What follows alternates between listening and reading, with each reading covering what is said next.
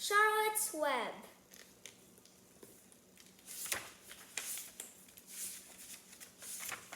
Chapter 1. Before breakfast.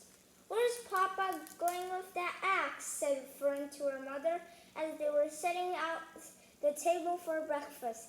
"Out to the hog house," replied Miss Arable. "Some pigs were born last night." "I don't see why he needs an axe," continued Fern, who was only 8. "Well," said her mother, "one of the pigs is a runt.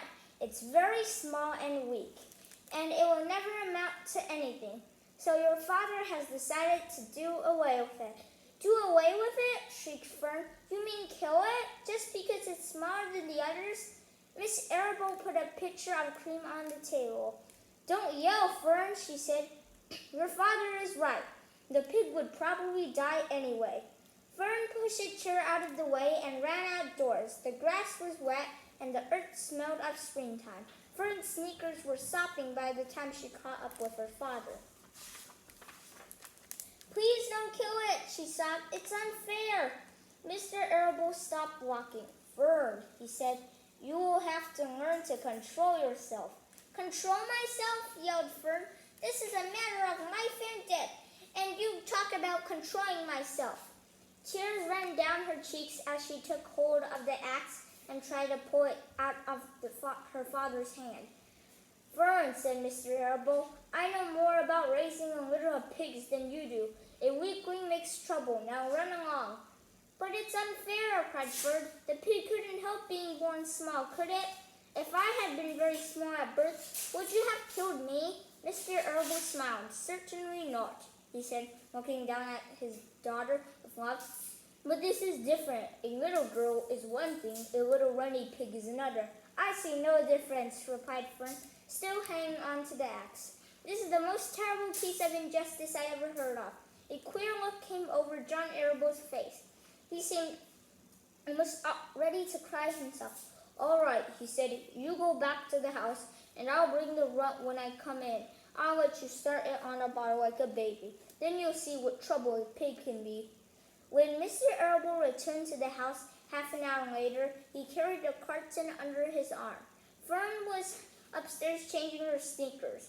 The kitchen table was set for breakfast, and the room smelled of coffee, bacon, damp plaster, and wood smoke from the stove.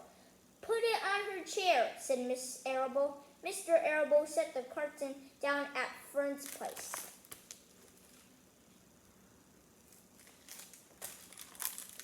Then he walked to the sink and washed his hands and dried them on the roller towel.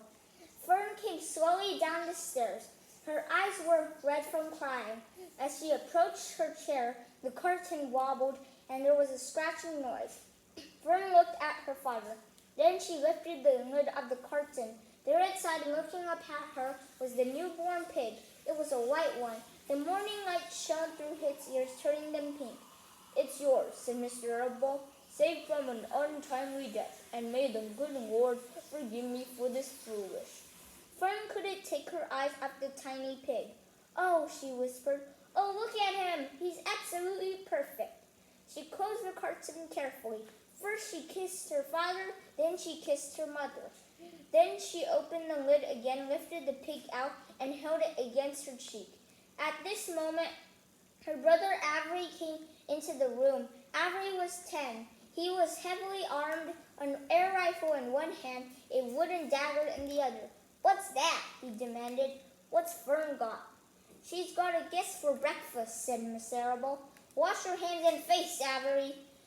"Let's see it," said Avery, setting his gun down. "You call that miserable thing a pig? That's a fine specimen of a pig. It's no bigger than a white rat." "Wash up and eat your breakfast, Avery," said the mother. "The school bus will be here along in half an hour." "Can I have a pig too, Pop?" asked Avery. "No, I only distribute pigs to early risers," said Mr. Arable. Fern was up at daylight trying to rid the world of injustice. As a result, she now has a pig.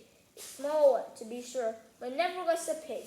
It just shows what can happen if a person gets out of bed properly. "Let's eat."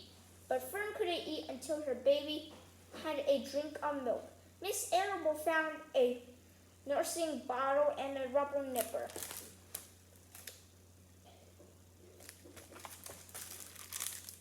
She poured warm milk into the bottle, fitted the nipple over the top, and handed it to Fern. "Give him his breakfast," she said. A minute later, Fern was seated on the floor in the corner of the kitchen with her infant between her knees, teaching it to suck from the bottle. The pig, although tiny, had a good appetite and caught on quickly. The school bus honked from the road. "Run!" commanded Miss Arable, taking the pig from Fern and slipping a donut into her hand. Avery grabbed his gun and another donut. The children ran out to the road and climbed into the bus.